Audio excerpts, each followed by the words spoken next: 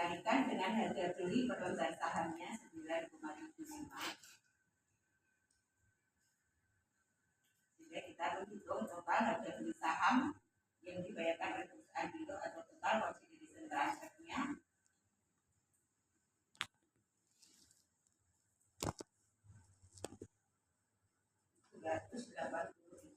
untuk menentukan berapa nilai wajar perusahaan anak, maka kita harus menambahkan dengan berapa nilai wajar saham non pengendali.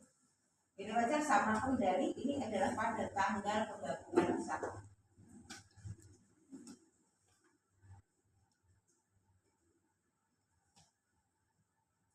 Tanggal akuisisi saham 1 Januari 2021.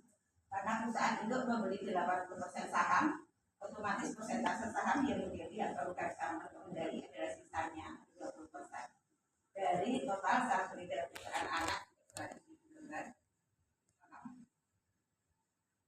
dibandingkan dengan harga pasar saham perusahaan anak pada tanggal akuisisi. Harga pasar sahamnya ternyata sama dengan harga beli saham perusahaan induk 9,75. Kita mendapatkan total nilai wajar saham non pengendali 195.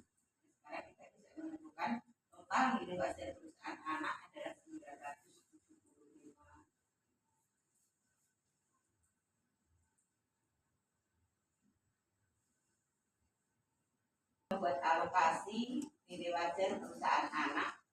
Alokasi nilai wajar perusahaan anak kita mulai dari nilai wajar perusahaan anak dialokasikan atau dikurangi dengan nilai buku aset bersih. Kita mendapatkan informasi nilai buku aset bersihnya 240.000. Karena nilai wajar perusahaan anak 975, maka kita mendapatkan kelebihan nilai wajar perusahaan anak di atas nilai buku aset bersih perusahaan anak sebesar 235.000.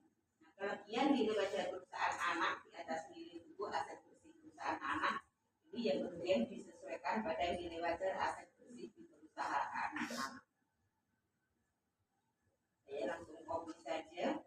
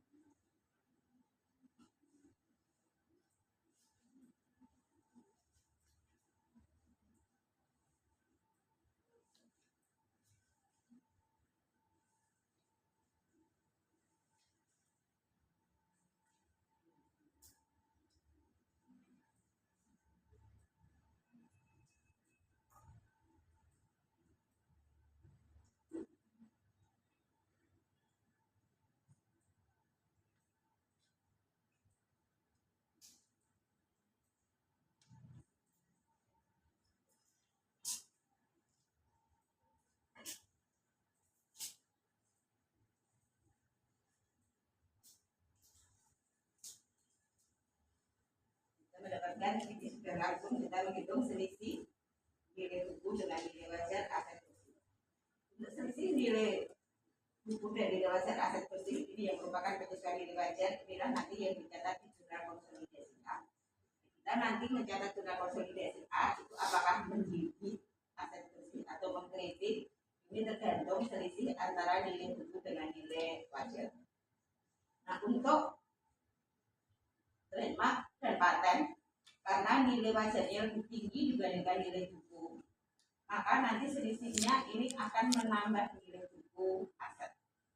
Aset saldo normalnya debit, kalau ditambah maka kita harus mendebit. Sehingga nanti penyesuaian nilai wajar untuk trademark dan paten kita nanti akan mendebit aset atau trademark dan paten. Sementara untuk equipment, karena nilai bukunya lebih besar dibandingkan dengan nilai wajar, maka kita melakukan penyesuaian itu membuat supaya nilai buku menjadi sebesar nilai wajar. Jadi nilai buku harus dikurangi. Aset saldo normalnya debit, kalau dikurangi berarti harus dikurangi. Sehingga minus ini nanti menunjukkan bahwa penyesuaian nilai wajarnya itu nanti pada sisi kredit. Sementara untuk utang, nilai bukunya lebih besar dibandingkan dengan nilai wajar. Jadi kalau kita membuat supaya nilai buku utang menjadi nilai wajar, maka nilai buku saldo normalnya adalah saldo kredit. Kalau dikurangi, maka kita harus debit.